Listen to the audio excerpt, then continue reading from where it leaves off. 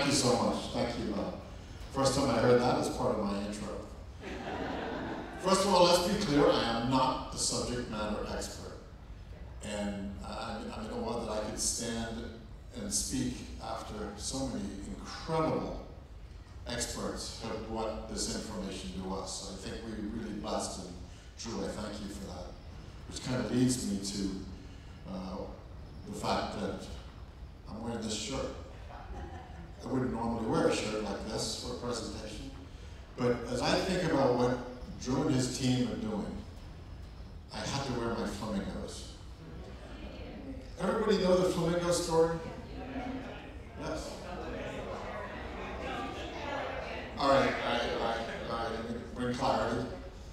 Back in 2018, on the cover of Rotary magazine, was a picture of Esther and I and 7 flamingos.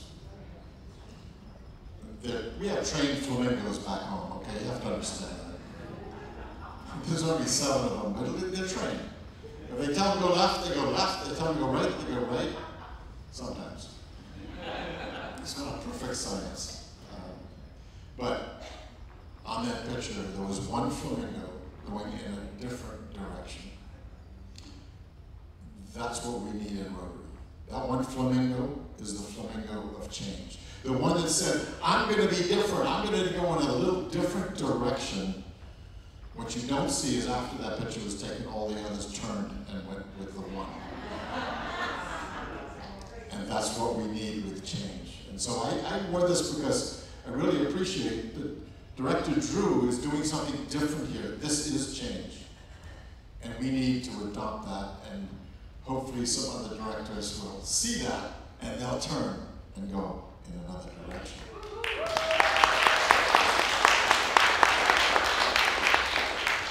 I also have to tell you, last time I did a training session, a few years back, I was actually Mr. Governor-elect. And we were on a cruise ship because a hurricane hit the island where we were going to have our conference. So I was standing here doing my training, and suddenly noticed somebody get up and run out of the room. Okay, 1 person was acceptable. 2 persons, 3 persons. People keep getting up and running out of the room. Thinking, okay, I'm not the greatest trainer, but am I making you sick? And I happened to turn around and notice the curtains behind me, because the stabilizers on the cruise ship weren't working. The curtains were going like this. By the time I was finished, half the room was seasick. So hopefully that doesn't happen today. We'll get through this without any of that. I said I'm no subject matter expert, but I know a little about Rotary and some of our history. You've heard how we started with Preserve Planet Earth back in 1990 with Paulo Costa, president. Did a great job, and he, being from Brazil, he wanted to preserve the rainforest there. Fantastic. You also heard about the fact that Ian Risley asked us to plant trees, and we planted many more than the 1 million that he asked us to plant. We really embraced that. I tried to add on to that just by talking about my country, because I know and we know that my country is going to be underwater by the year 2050. And if you hear more and more from the experts, actually we won't make it till 2050. Funny story, I asked, when I was in Singapore last week, I asked them, what are you going to do? You're low to the water too. Oh, we're going to build a wall around the country. Not sure that's going to work. No, it won't work in the Bahamas. But we're all at least thinking about what are we going to do. You also heard from Liz about the fact that the environment really does link to most of the SDGs. And I think we have to keep that in mind as we think about Rotary. It does link to all of our areas of focus. I was trying to link it to peace until this morning we heard that there's a link there for peace as well. So there's a lot of ways we can do projects for our environment. And I also want you to be very clear that Rotary has started a lot of these efforts. You know, they end up coming from UNEP, United Nations Environmental Protection. absolutely great, and they blow up, and they get bigger and bigger. Rotary plants those seeds. You know, you think about polio, the fact we are going to eradicate polio, the seed was planted by Rotary. Rotary went to the World Health Organization, and the first time they said, no, that can't work, we're not going to do that.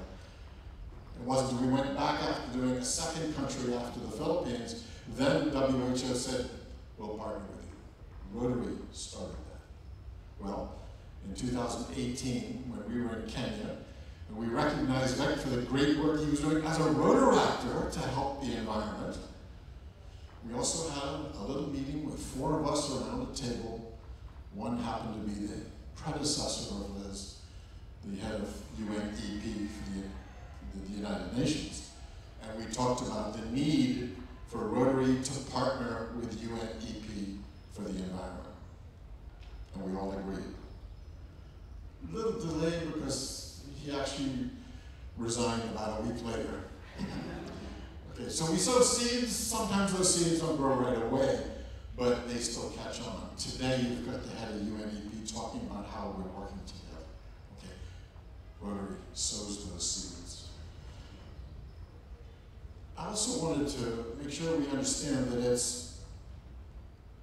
the environment as a topic sits throughout Rotary already. I believe we've just begun. It's going to be a new era. We've only had the area of focus for over a year. But our Peace Fellows, our Rotary Scholars are talking about it because they already are becoming subject matter experts. And I just want to give you a couple of quotes from Francesco Minona, a Rotary scholar. Climate change could destroy the livelihoods of millions of people and create much greater migratory pressures than we see today.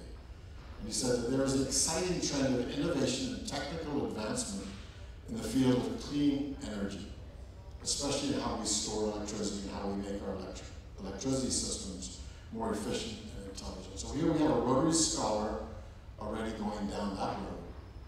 Then we have a Peace Fellow, Alejandro Rueda Zarate. My biggest fear is that climate change will bring more poverty into the world. And he felt that one of his biggest issues that he faces is persuading farmers to switch from traditional practices to more responsible ones. However, once they become aware of the risks and future challenges, they're willing to switch. Education, understanding, communication, right a part of this that our Peace Fellow understands. And he said the multiple possibilities of recycling renewable fuels such as those made from plants instead of petrochemicals and smart agriculture. We're out there doing what we need to do, but it's only the beginning. So what do we do as Rotary clubs, as individuals? One thing I want to remind you, this has been a great symposium. I have learned a lot. I'm excited by what we can do. But let's not make this like many conferences and symposiums we go to where we're excited, we loved it, it was great, we go home and we do nothing. How often have we seen that happen? Come on, how often have we seen that happen? Thank you, okay. I wasn't alone there. Let's go home and talk to our clubs. Let's talk to our members and make it real and talk. We've talked at a high level in many parts, but let's talk in detail of what we can do as individuals, because we can make a difference individually and collectively. So let me give you a couple examples of what clubs have done. One area, we know the sun is an underused energy source, and that less than 2% of the world's electricity is generated through solar panels.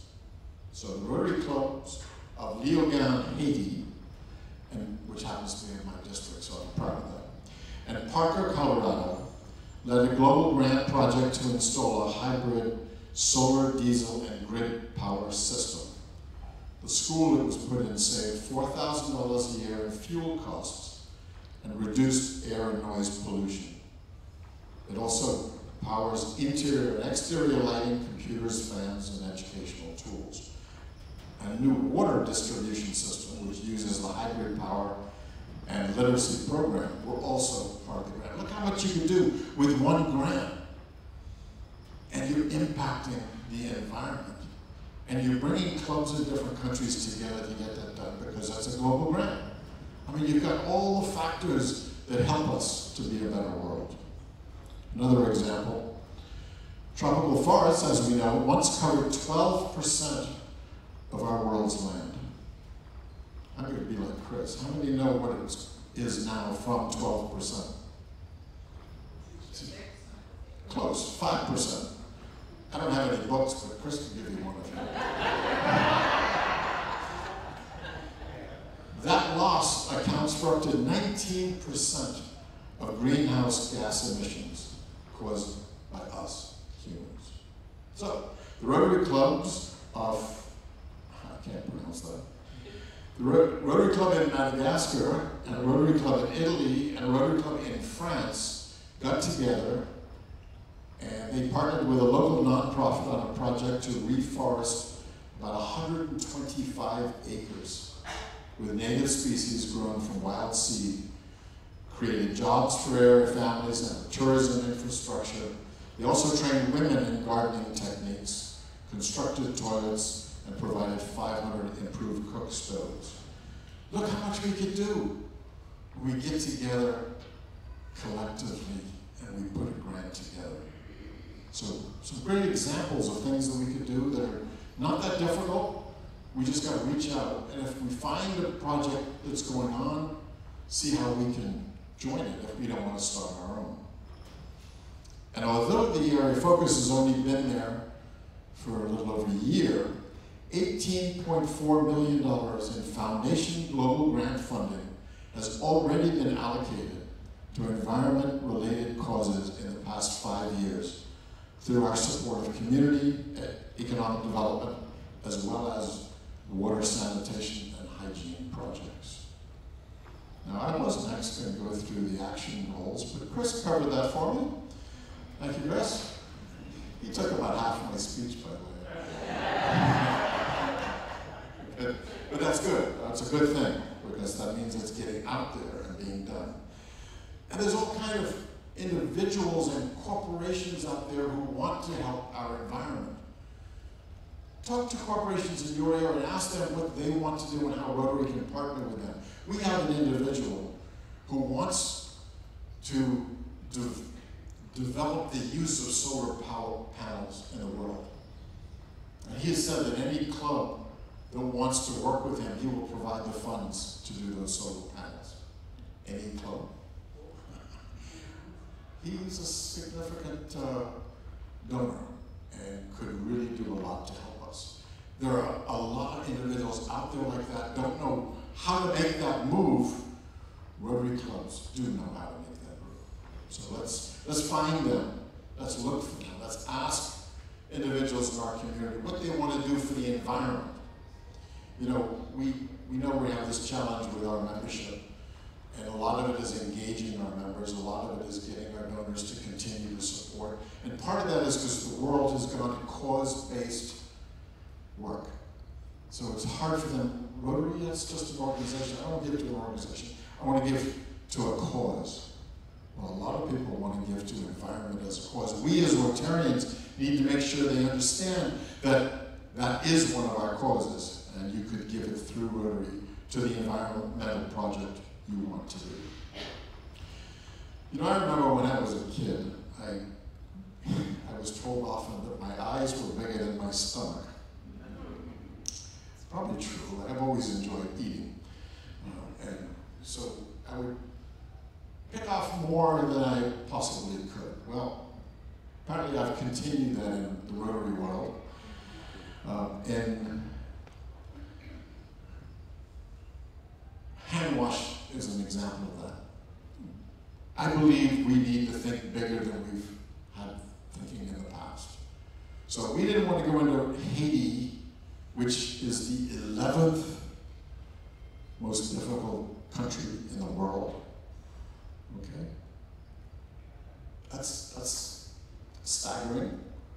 So if we go in there and give a well here and a well there, are we really making a difference? We said no.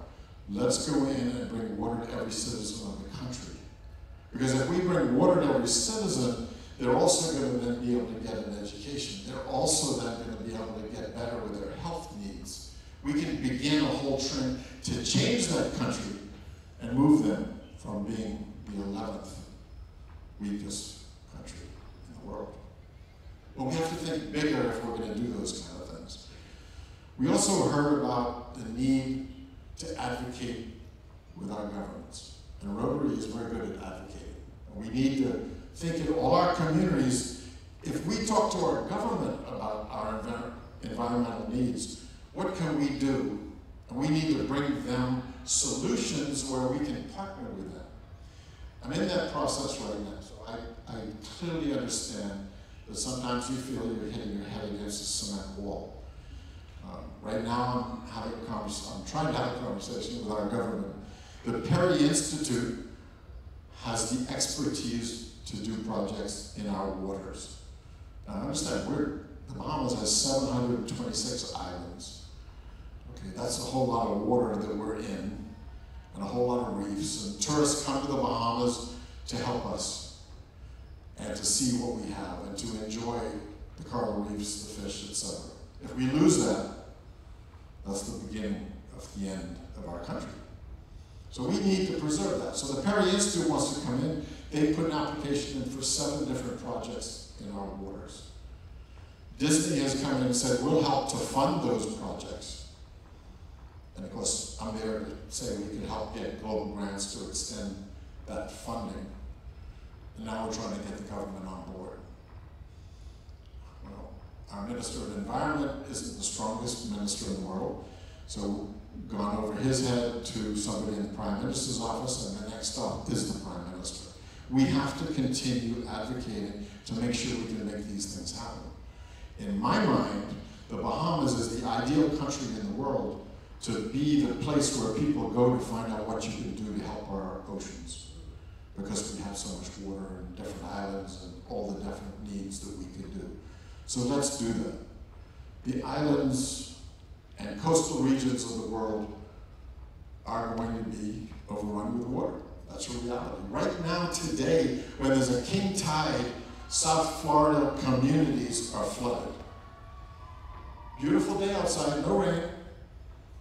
They're flooded because there's a king tide. The oceans are rising. And I'm real glad that we're hearing from everybody. We can finally talk about climate change. It was only during 1819 when I brought up climate change, I got some hate mail.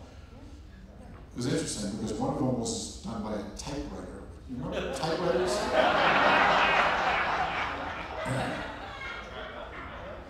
Yes. So maybe they were a little out of touch, but the reality is now, today, it's changed. Just since 1819, it's changed. It's much more recognized. There are still some who don't believe it, but that's okay. You always have some. But we have an ability now to really take this a step forward. And countries like ours, or around the world, are talking. We're having a conversation. We're bringing it to the table. What do we do? The Maldives has passed a law that I think is by the year 2025, no plastic is allowed in the country whatsoever. Now Rotary went to our government a few years back and we stopped plastic bags. But that's just one part of the problem. We haven't been able to stop plastic bottles for water, but that's because that company that makes water in plastic bottles has influence. But we'll get there. We're talking to that company as well, so we can make that happen. So Rotary is doing something. I also wanted to talk about the Philippines, because Rotary in the Philippines done an extraordinary project. They saw that one of the major rivers was polluted, terrible pollution. When they went there, they realized that people are living on both sides of the river. They have no toilets, no facilities, no water. And they weren't getting education. It was just poverty right along the river. And therefore that contributed to the pollution. So what Rotary did is they put together a project where nearby, you literally could walk from the river to this area. They created a residential area so people could move and live there. a school, they put in a community center, they put in a church.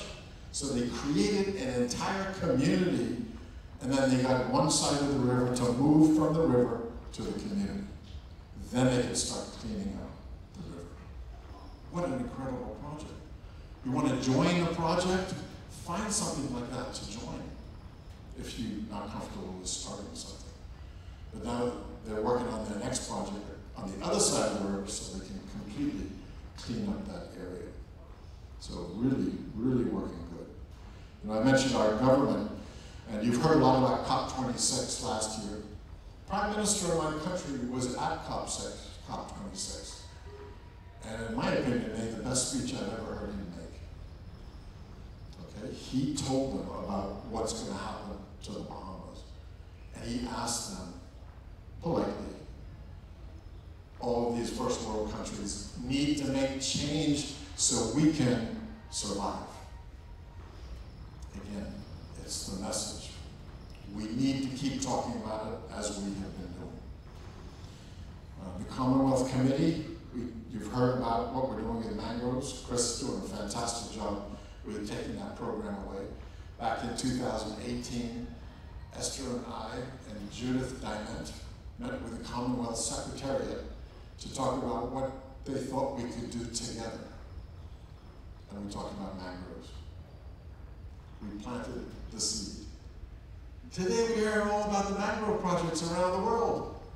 Rotary plants seeds in mines as well as in the ground. So let's keep doing that because we can really make differences. So I just want to close with reminding you of a couple of quotes you heard right here on the cruise ship. Without a healthy ocean, we don't have a healthy planet. It's true. We need to remind our members back home that that is the case and ask what we can do. Tell me how long till we wake up.